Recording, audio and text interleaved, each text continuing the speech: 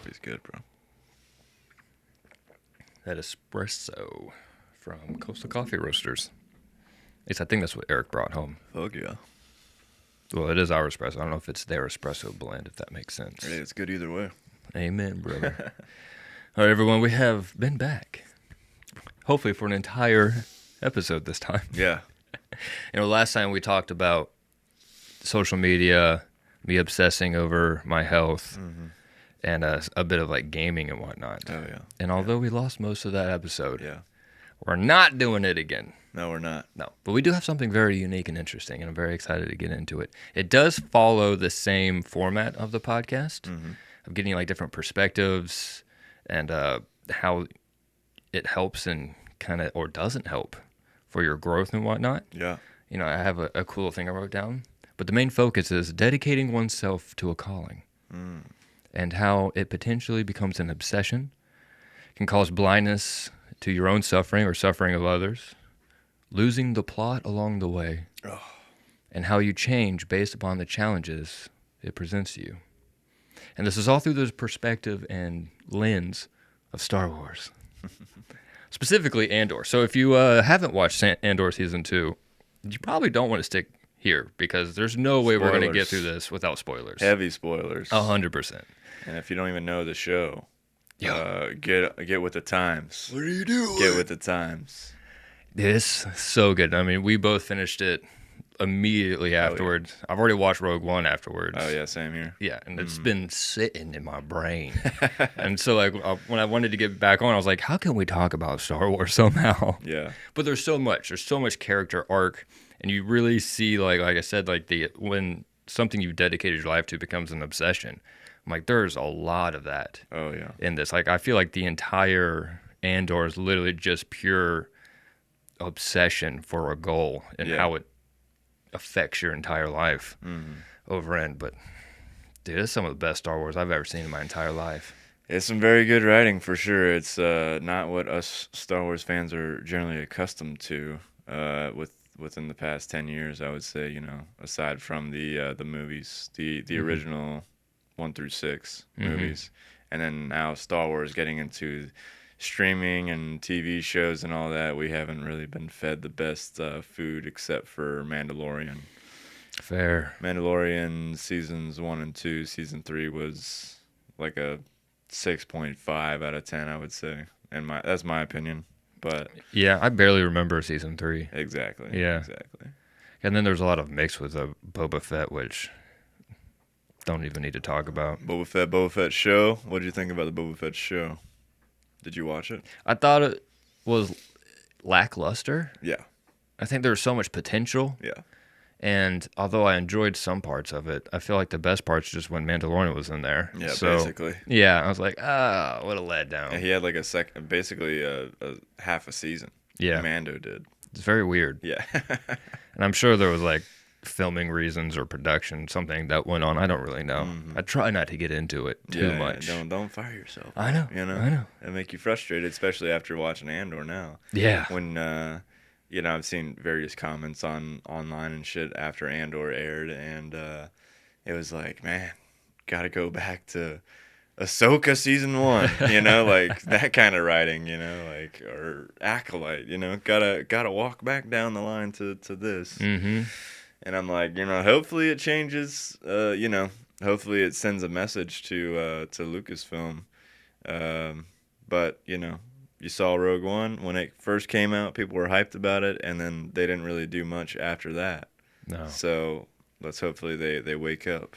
It was easily my favorite movie that didn't, as a standalone Star Wars movie, I don't think Rogue One would be as good to me without the rest of the galaxy being fleshed out by the other movies. Oh, for sure.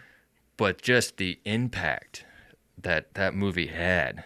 Plus, not everyone enjoys that last scene with Vader because it wasn't very Vader-y, whether you go into A New Hope. But, bro, so I wanted that so badly, so I'll take that fan service of Vader destroying those people. Yeah, I don't think I've met one person that didn't like that scene. I saw someone talk about it the other day, Yeah. and how it just doesn't line up, and it didn't fit Vader's presence and where he was at in his like career, as you will, because he was more like, because he doesn't really do much. He kind of gets other people to do much and then just punishes when they fail. Right, right. And whereas that one where he's like very active and very like, I'm going to kill everyone here kind of thing, Right. terrifying. Yeah. So I'm like, that's fair. It doesn't line up as much, but we never really got too much of that Vader, which Yeah, right. to me is like any kind of time that you've brought Vader into one of these extra shows that they've been trying to push a lot, it's still like the best part of the show. Like Obi-Wan, for example. Right, right. Fucking incredible. I love that. Even if they copied what you already saw in Rebels, that's fine. That's true. Yeah. It is what it is. Give not Hansen, Christensen. Oh, Christian Haydenson. Haydenson. I do that every single time. Hansen, yeah. No, I say Hayden Christensen, and then my buddy's wife always laughs. She's like, "It's the other way around." I'm so sorry, my brother. Hayden Christensen, yeah. I do it backwards. But for me, one of the crazy things about the show is the fact that Tony Gilroy is not a fan of Star Wars. Right. And a lot of times I would get very upset because you see that happening a lot, is the people directing and writing the show either don't like it or don't even know anything about it, and you're first like, that's red flags. Right. Like, how are you going to give me a good representation of this lore and you don't even care? Right.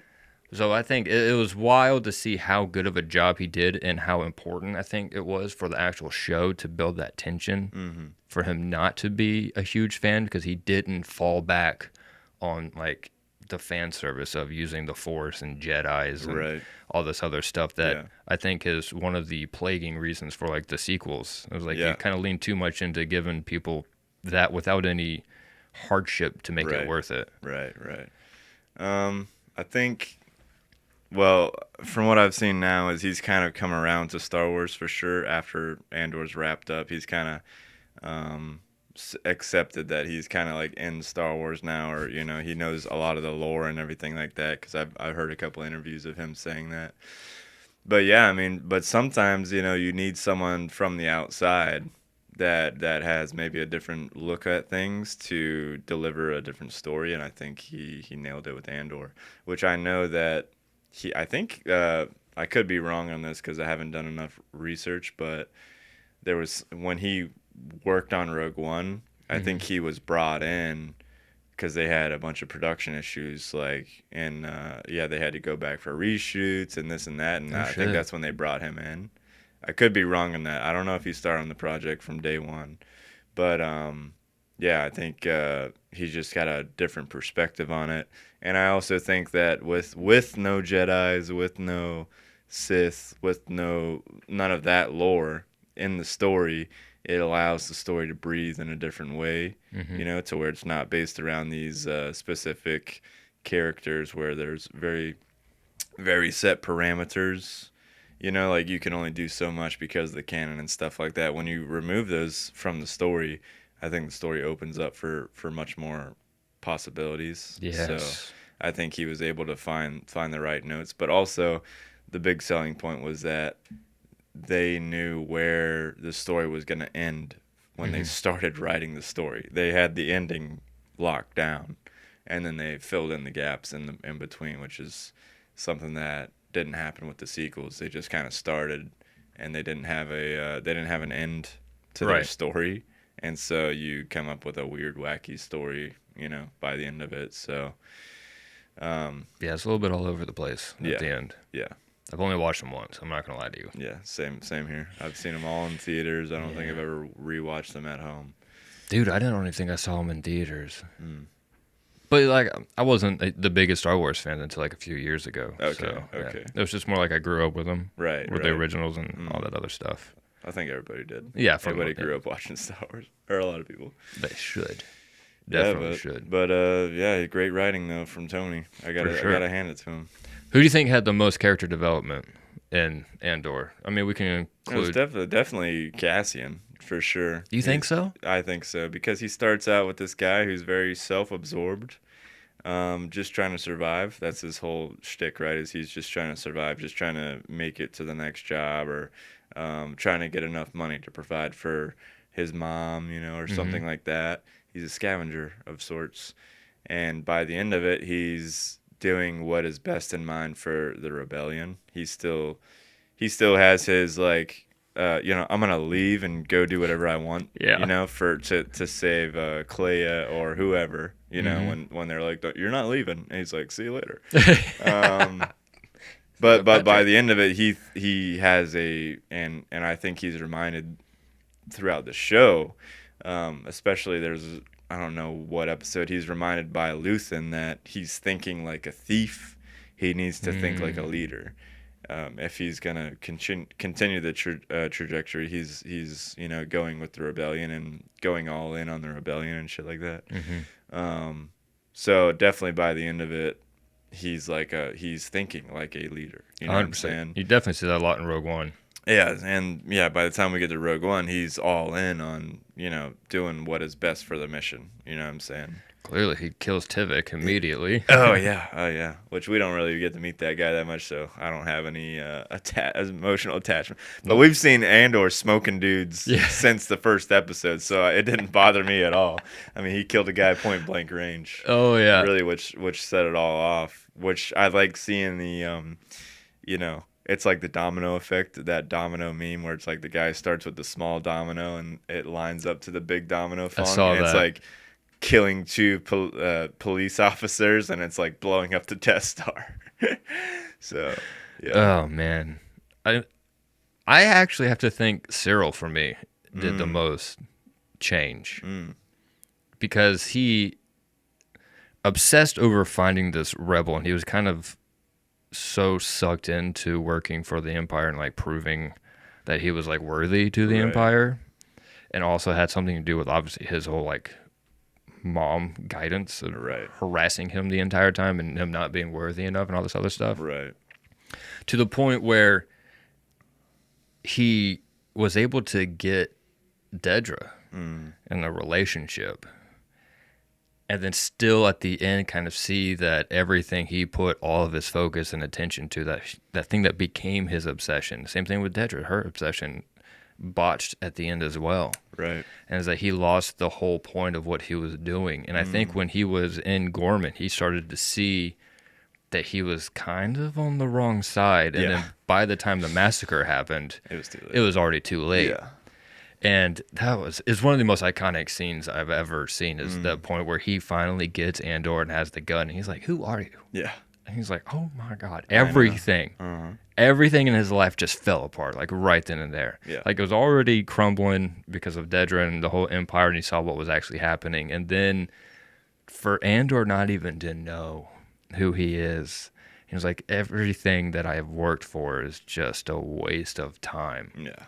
And I think his growth changed from trying to prove himself to doing good, and then realizing that good was not in the best efforts of the actual people. Right. Like he, I think, turned to be, because I don't think in the beginning he would have been so much like willing to work his ass off for the betterment of everyone else. To me, it kind of felt like he was just trying to prove himself to being like worthy of a high position. And then it kind of changed, especially like I said, when he got to Gorman. I think his whole mindset of like his goals started to change. And then, by the end, I guess it was too late. Yeah.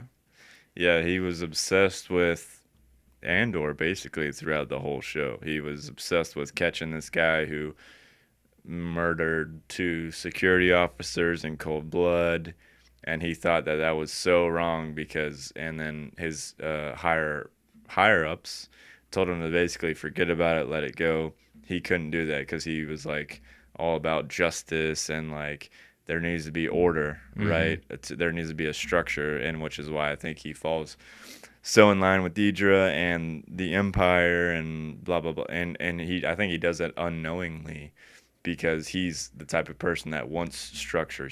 There has to be, you have to play by these rules, you have to act this way, and blah blah, like very set in line, which is his ultimate downfall, because he is solely focused on Andor throughout this whole time, rather than focusing on whatever else, other aspects of his life.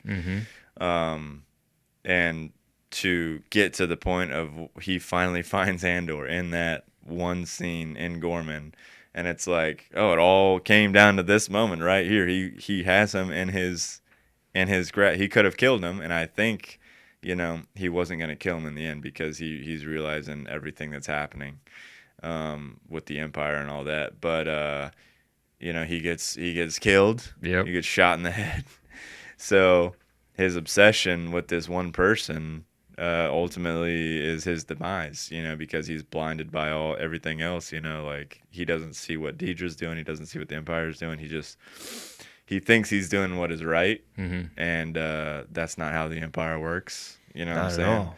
And they played his ass big time. His own girlfriend played his ass Oh big yeah, time. that's a huge thing too. So it's a more of a tragic story with him, excuse me, but yeah, sorry, it just snuck up on me. A little espresso. But yeah, I mean, I was thinking that same, it's really just tragic, because he's a good person. You could tell he just wanted to do what was right. Yeah.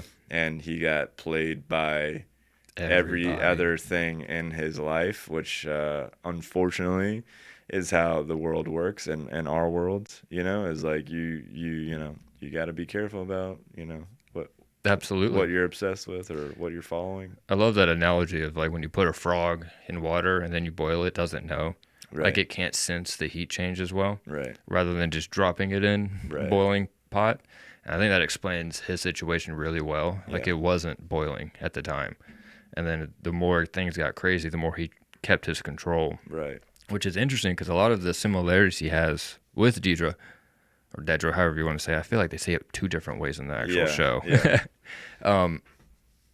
They're very much on the same like obsessive point. Like she was going over after Luthen and Axis the entire time. Oh yeah. He was going after Andor the entire time. And I think he was so blind by her moves to achieve her goal that he never saw, to use Star Wars, the dark side of her. Right. Because she didn't have the same moral standpoint of following strict rules and abiding by the code and everything that they had set up. She snuck in, stole information, Right. went behind people's backs.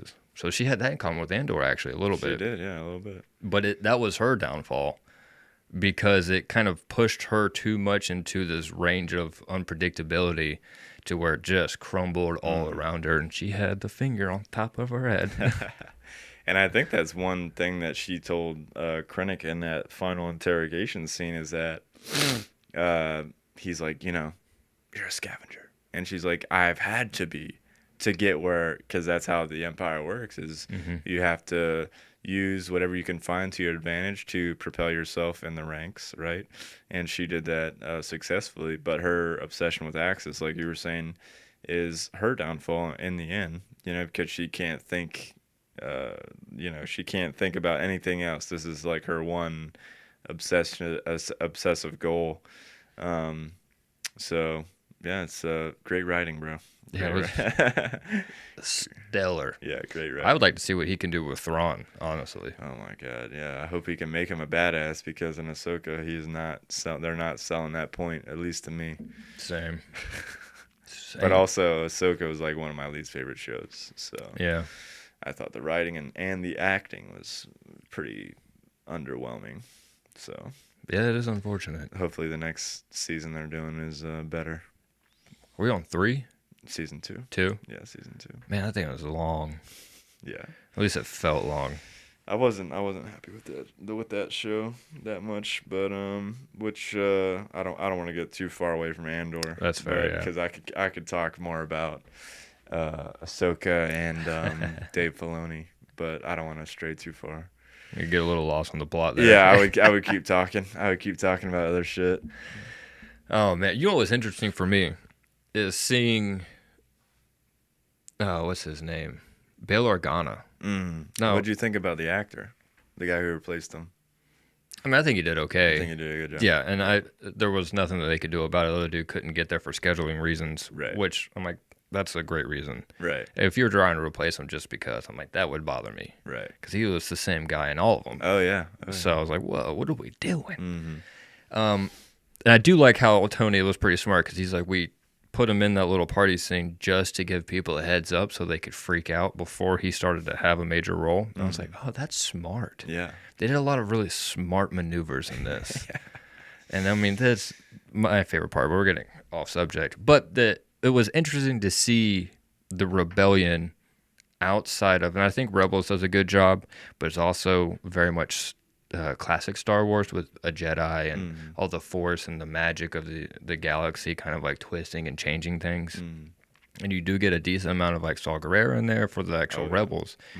But when you see them on Yavin and the conversations, and you're seeing Bail Organa not be like a really sweet Jedi simp, and he's just basically a dick. And I'm like, yeah, you have the entire weight of this rebellion. And granted, you're not the only one that is helping organize and plan, but you're like the main figurehead. Right. I mean, him and Mon Mothma for the most part. Basically.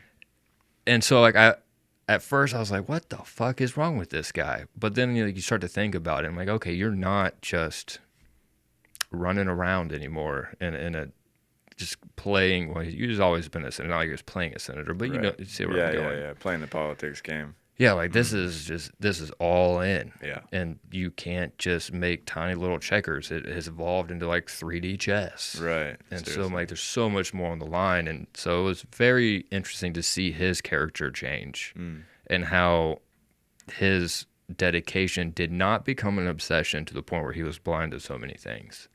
And I thought that was really, really cool. Yeah.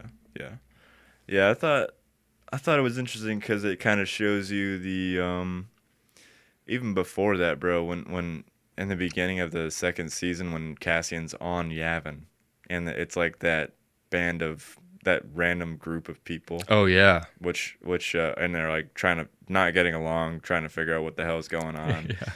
Which people were bitching about that, but I thought it was fun television. You know what I'm saying? But that's like the I think that was just like a rebel group that was there. Maybe they got stuck there because they were saying they were missing their ship, and then they, eventually everybody ends up on that same planet. It kind of evolves, and so you see the rebellion evolve because as the years go by with the different episodes, the rebellion evolves too, to the point of where you have this base, you have organization. They got to follow rules, which is one thing that you hear them harp on a lot, and then you have the final scene with all the senators and the people talking, trying to make decisions, and they weren't believing Andor about the Death Star or anything like that. Oh, yeah. And they have to be strategic about what they do because they have limited people. You know what I'm saying? They just can't jump into a fight right off the rip, or they can't go on a thread of information, basically. So they have to be strategic, and so they're going to start arguing among each other and all that. So, you're going to have people that are doubters. Bail Organa, looking at you, buddy. Mon Mothma is probably one of the more, she wants to believe, but they needed more hard evidence and blah, blah, blah. But, yeah, I like seeing that transition over time to that group. And then when you watch Rogue One, it's like the big thing that they're talking about, because I didn't catch this at first. They have the big meeting before they go to fight on Scarif, and everybody's like saying no, they're not going, and it's because they're worried about losing everything. If they send their whole fleet there and they get wiped out by a fucking Star Destroyer fleet, then that's it. That's the whole rebellion. So I understand why they're so reluctant to go. You know what I'm saying? Absolutely. And then they all fucking end up going, and it's epic. But Epic. yeah. So but the Bale thing, I liked him. I thought his writing was really good, because he's in the Senate before they even end up on Yavin, hanging out with Mon, trying to, pass information along. And then, he had a couple scenes where he was a little rough, speaking to Andor and everyone. But then he had that kind of wholesome moment with Andor at the end, but he's still very firm in what he says. So I think that shows you more of the leadership side of him, which you don't get in the prequels that much. Agreed. So I thought it's a different take on him, but I thought it was interesting. Yeah. I liked it. Yeah. I liked seeing the fleshed out a little bit more well-rounded, because he is very much just the sweetheart and Yeah, like he's always the every nice other guy. thing. Yeah. Yeah. Always trying to help out and his friend Obi-Wan Mhm. and all this other stuff. And this is more of like a raw, like, hey, you're not always like for regular people. You're not Right. always in your best state. Right. And I really enjoyed that. And I think that's what Tony did really well. We're giving Tony all the credit, but everyone else helped Yeah, put the their show whole together. team. Yeah. Yeah.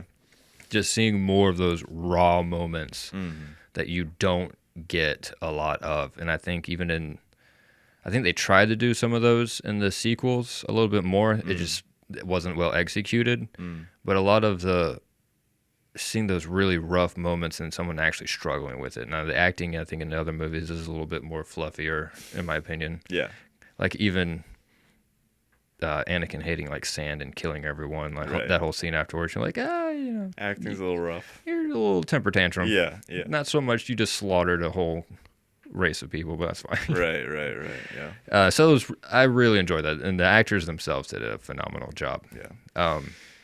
Yeah, dude, the acting is top tier. Yeah. I mean, you can't ask for better delivery. And probably my biggest thing is acting wise is I don't think I could nail it down with one character, because every time you're like, oh man, the guy who plays Cassian is so good, but then you get the final 3 episodes with Clea, and it's like, well, she's really fucking good too.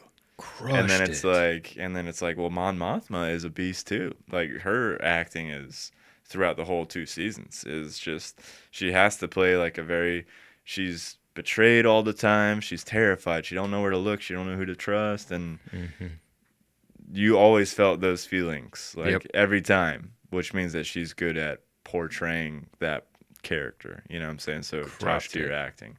I hope. Well, I think she gets a lot of credit, but I hope people look at her as one of the best characters from that whole series, aside from Andor. The same thing with Bail Organa. Seeing Yeah. that side of Mon Mothma outside of the movies and Right. Rebels was phenomenal. Mm-hmm. Because usually you just see her in front of a whole group of people, like, all right, let's go do this big mission, and that's it. Yeah. So I'm like, man, to see the struggles and choices that she had to go through and how different it was, kind of being on the back end of the rebellion, but having to mask for an entire Senate. Yeah. And then that scene where she gets welcome to the rebellion. Mm-hmm. Epic. Yeah, you're just like, fuck, this is so much rougher. Like you think, and in the books they can talk a lot about it.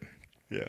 But that whole like switch was the whole movie. I mean, TV show is just such a perspective change, and I have been eating it up. Mm-hmm. And that scene with her and director Krennic at the gala when they were like going back at each other. Tense. I'm like, you can't ask for better Star Wars, bro. You can't. I mean, I'm glazing for sure, because I've seen people that say Andor is not for them, and I just cannot. I can't resonate with them at all. I can't understand where they're coming from.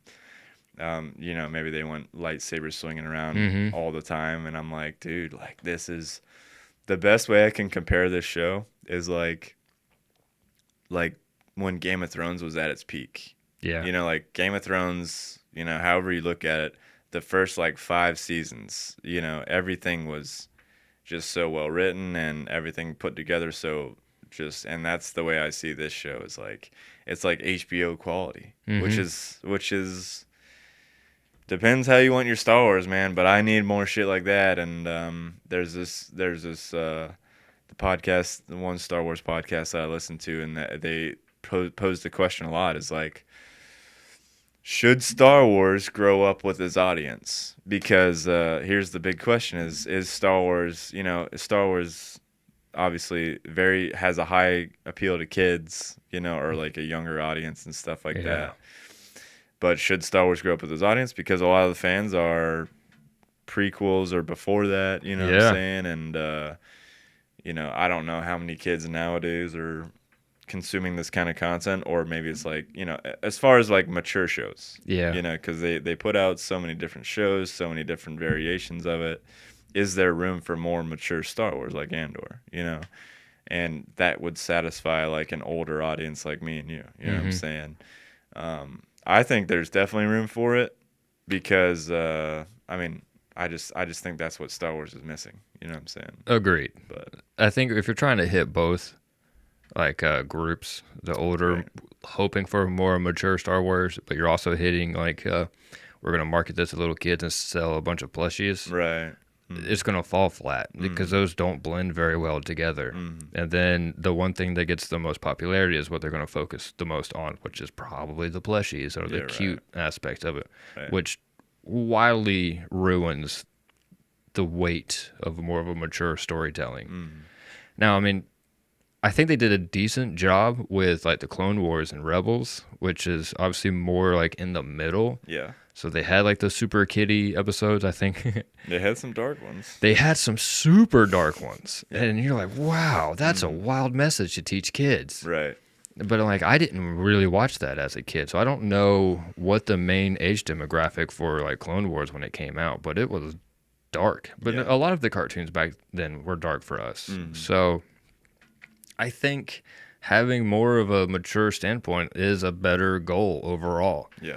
And just keeping like, I don't know what they have, some kid like baby Star Wars kid shows or something Yeah, that I like, can't. Jedi Adventures. Or Yeah, whatever. yeah. Like that's the- for like 7-year-olds or younger than that. You know yeah, what I'm saying? keep that for them. Yeah. But if you're releasing main stuff, like keep it something that they can look forward to when they get older. Like, hey, you can't handle this yet, Right.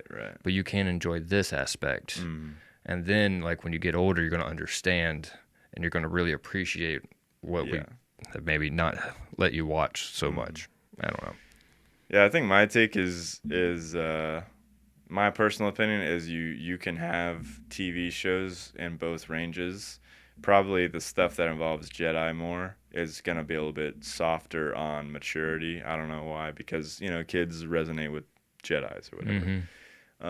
But maybe you can have if you're talking about a release schedule, one season, let's say in spring, you do your more fun-based show like your Obi-Wan Kenobi or whatever, and then on the fall release, you have like a more serious, mature tone Star Wars. You know what I'm saying? So I hope that's the direction they go. Probably not.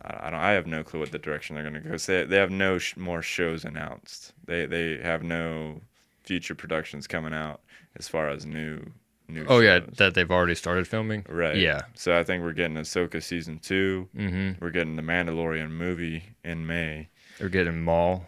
That's an animated show. Well, I'm kind of talking live action. Oh, okay. But So you're yeah, saying- yeah. But yeah, I'm not sure what direction. I hope that this show kind of just makes them start having serious conversations, basically We about hope. if they're going to go in this direction. Because I would wholeheartedly pay for or love to see. I keep using like the HBO model, because they have like the serious dramas that normally are insanely well done. Oh, you yeah. know what I'm saying? Need some of that. You know what I'm saying? Absolutely. So I know. I agree with the lightsabers, and it's interesting to see what they can do with bringing the Jedis back. right. Because I mean, at this point, there's really not any kind of Jedis, and so like all the Jedi lore that we've seen growing up, I mean, it's a little rough in the sense of their decisions and whatnot. In the sense that they're obviously just making moves as like generals, even though they're not supposed to be generals. Right. And the cut dryness and like, oh, we have to take over the Senate because this guy's like, okay, but like we're missing such a huge faction, and I really wish we had more time with Qui-Gon Jinn, because he was such an outlying Jedi who was just solely more spiritual in the Force, Right. and you can really get into the maturity of like your decisions of like reading the rest of the universe and listening to the people on the planets, which is what you're supposed to do as a Jedi, rather than fighting a war and Yeah. being twisted Right. by that mentality. Because it didn't seem like as a kid growing up, I was like, Jedis are the best, we're always winning. Right. And then you get older and you kind of have to like really dig into the lore to realize that like, oh, Yeah. not the best. Right. They went in their obsession, like we bring it back around, kind of led them into a different direction. And they were blindsided by their own morality so much, and they didn't see that there was no balance of the Force, that they were overshadowing everything. And so I think you could bring a lot of that darker tone to a Jedi, but I feel like I don't know if people are going to enjoy that so Right, much. And right. I didn't see The Acolyte, but I didn't hear it did very well. And from some of the scenes, I felt like they tried to do a darker Jedi kind of story. Mm, But so to hear that it flopped, I'm like, oh, well, I haven't watched it, so I don't know if I should. mm, So I don't know if I'm just like speaking out of my ass right now. And they mm. did try that, but failed. So I'm like, ah, Yeah, I've seen Acolyte. Well, one, the people love to hate on it online, and there's probably 75% of people talking shit about it online that didn't actually watch it. So the story was not like the story they were trying to convey was not terrible. mm-hmm. The production value, like sets and everything, was very bad. And this is my personal opinion, very bad. The acting was very bad. The story was interesting though, interesting concept. It's just it was not executed properly. I didn't love the main character, the sister or the twin sisters or whatever. Didn't love the actress playing them. Um, Loved the villain in them. The villain was sick as fuck. I ain't gonna lie. Is that the Asian guy? Yeah, yeah, Okay. yeah, yeah. He was badass, dude. I would love to see him in more shit, but just not executed well. Writing was poor. They tried to do the whole. It wasn't. She wasn't even really a Jedi. It was like she started as a kid and then wasn't, and then stopped doing that and had this master that like they had the Jedi make poor decisions and Mm-hmm. then it affected the kids like later. It was the story was kind of it was. Good idea, but I'm trying to remember it because I've only seen it one time, mm-hmm. but I thought this is probably like a five out of 10. It wasn't that impressive, but they tried to do it. But like I said, the sets and stuff were like not very good. So Yeah. it was very immersion breaking. But yeah, It would be interesting to see a Jedi included storyline that kind of follows the same intensity that Andor was able to accomplish. yeah, that'd be awesome, bro. Very interesting. I mean, because Jedi's are going to face horrible situations where they have to make a decision. And Yeah. then there's one way to do it as the Jedi, and then there's one the personal. You do see that battle with Anakin really well. Yeah. You don't really see that with any other Jedi, Yeah. really, except for like maybe at the very end. Oh my God, I'm tripping on his name. Samuel L. Jackson's character, Mace Windu. Mace Windu, at the very end where he's like, "No, we gotta kill him." Right, right.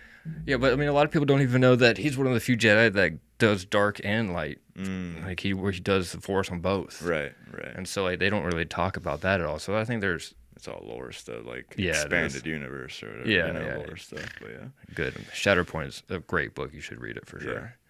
Yeah, I think you could still do a mature story if you even want to go the Jedi route. You could do a mature, good Jedi. You know, trying to do some kind of adventure or overcome some obstacle with a very good villain, with a very good cast of set of circumstances, and he comes out the victor at the end or whatever you want the ending to be.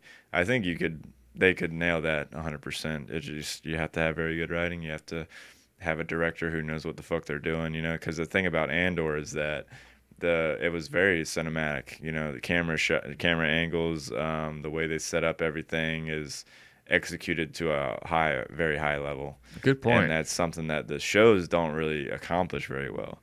And I'm looking at you, Obi-Wan Kenobi, Leia chase scene, and I'm looking at you, Book of Boba Fett, scooter chase scene. Power Rangers. Yeah, like the stuff is just not thought out 100%. Like minimal minimal close-up shots, minimal like, and that's all the technical stuff. But that shit matters in the end. It delivers the experience that you're trying to portray. And the issue is that they're bringing in a lot of these people to do these shows that have minimal experience. I don't know why they're doing this. People that have minimal directing experience, writing experience. I don't know what Lucasfilm's thought process is with that, which is why Andor hits so hard, is because you have a whole team of people that have been doing this shit for years. You know what I'm saying? They're not figuring it out on the fly. So they need to tap into that well a little bit more with experienced people Mm-hmm. to deliver a better product, and they need to do that for their movies too. But um, yeah, that's just my 2 cents on that. I mean, I'm right there with you. Yeah. Yeah. It says a lot. Oh yeah. And obviously, experience is hard to get because Mhm. you have to just like fight for the chance to do something and then learn from it. Right. Right. So, and it's interesting when you bring someone in that's such like a newbie for an IP that has such a huge following. Exactly, which is why it's so crazy that they do that shit. You know what I'm saying? And there's also the aspect too that like it's going to get views. It may get terrible ratings, but it's going to get a lot of views, mainly because the IP is already so massive. Right. So it's very interesting. I feel like you're going to get some. It's not going to be a good intake of experience, in my opinion. You're going to get too many people that are going to watch it. Like, oh yeah, like millions of people watched what I created. Right. And they didn't really like it, but they're old and they're stupid. They don't Yeah. understand. I'm like, you're misinterpreting because Yeah. your data's coming in. It's all skewed. Personally, Yeah. that's just me. Yeah. Don't hire me to film anything for Star Wars. I don't know what I'm doing. Hey, you might get hired. Hey, you're right. So let me send in a script, The reason I say all that, bro, is because just from I know with the Acolyte, they brought in the lady who wrote it. She had done like one or two things before, and she wrote it, and um, you know, she had very little experience. And then with with uh, it's not out yet, but what they announced the Ray movie, like a new Ray movie, and they've gone through like 4 different writers, and the director they have has no feature film experience. She's done like one documentary, whatever you want to say, and that's it. So I don't know why we've hand selected this person to deliver this experience, and then also like the shows, it just doesn't feel like it doesn't have a cinematic feel to it, which is what Star Wars should be delivering, dude. Since day If one. you have an IP that is so huge, like you're saying, and you're owned by Disney and blah blah, you should have enough funding to, you know what I mean, Yep. to deliver what you need to deliver. And I have no fucking clue how the Acolyte spent like, what was it? What was the price tag on it? It was like I don't even $800 know. million or something like that. Oh. I could be tripping on that. That could be wrong. It was a very high amount that Google. that was way too excessive, and then to get the end product, it was like where did all the money go? So for Andor, I know they had it was like 400 million or something like that per season, but you get a product that is worth the investment. You see what I'm saying? 230 million for Okay, the Acolyte. 230 million. Yeah, the original budget was 180 million. Okay, 180. So they went over the budget. Yeah. That's a crap ton. But of if you money. watch the show, it's like, where did the money go? Because the sets look really bad. The acting is you don't have very good actors in it, and it's like you have these subpar actors. Probably the only good actor was the guy from what's the game? Squid Games. I think he's from Squid Games. He's like one of the Jedi that is one of those main characters or whatever. Lee, Zheng this guy? That is him. Yeah. He's the Squid Game guy. Yeah. Soul. Soul. Master Soul. Jedi Master. He's a Jedi Master with conflicting. Like, he does what he personally desires. And that is how the main character girl gets involved. He, like, took her from this witch covenant and for his own personal desires to have a Padawan, and then shit hits the fan and she leaves the order and blah blah. That's the concept. Got it. So okay, you're right. I agree. The idea sounds really good. Yeah, the concept of the show probably would have worked if they would have gotten better actors, and I think it looked like a television show. That's basically what I said. The sets were bad.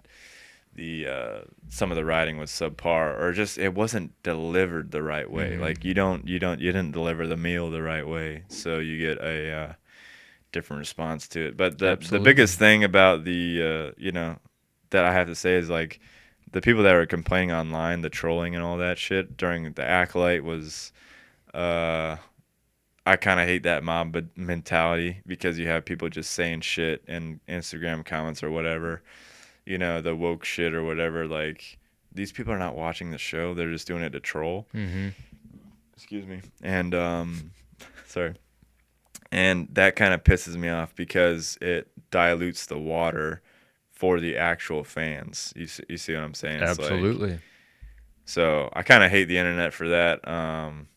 I think the whole woke shit or people that's what people talk about is it's just like you can't enjoy anything anymore. No. That's a whole nother conversation. I don't want to divert from. I mean, actually, it was part of the notes that I had for this episode is the people's obsession over just like one stance and not opening up their mind to enjoy anything else, Right. and the mob mentality that kind of goes along with like, oh yeah, that guy's right. Yeah. Everything he says is right. Right. It's not Star Wars anymore. And like, I think it could totally grow, and Yeah. I think it should, because obviously we get incredible storytelling.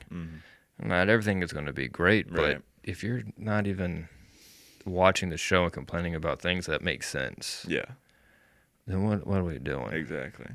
I think the one thing I do have to say is that the Acolyte got hurt a lot, kind of like with the most recent Snow White movie, where you have the actors and interviews and everything like that talking about very politically based ideology, which infuses with modern politics today. And so you have people forming opinions about your show or movie or whatever without even them seeing the product. Yeah. And so it kind of gets wrapped into like modern day politics where it's like, women being more in the spotlight, which is the biggest thing about the Acolyte is a lot of the actors did like interviews at Star Wars Celebration and stuff before the show even came out saying about, the patriarchy needs to be changed and like, females, blah, blah, blah, which to me, you can deliver that idea if you have a really good product and you don't have to like try and broadcast everywhere because it's going to make people not like your shit as much. And Andor really nails this down because if you think about it, Andor, like a lot of the main characters in Andor are female. Yeah. And they are complete badasses. And I think this dude. is and it is delivered through the acting and it's delivered through their overall story arc. And I think that message is delivered without like people even realizing it. You know what I'm saying? Like Mon Mothma is probably like one of the like biggest characters in the show aside from Andor, because I would say it's like her, Mon Mothma, Andor, and Deidre are like your three big characters, and you follow their stories. Yeah. And then like you have Cyril and Luthen, who are more of a sider character, but these are your big three, and Deidre and Mon Mothma crush their roles. Like they crush, bro.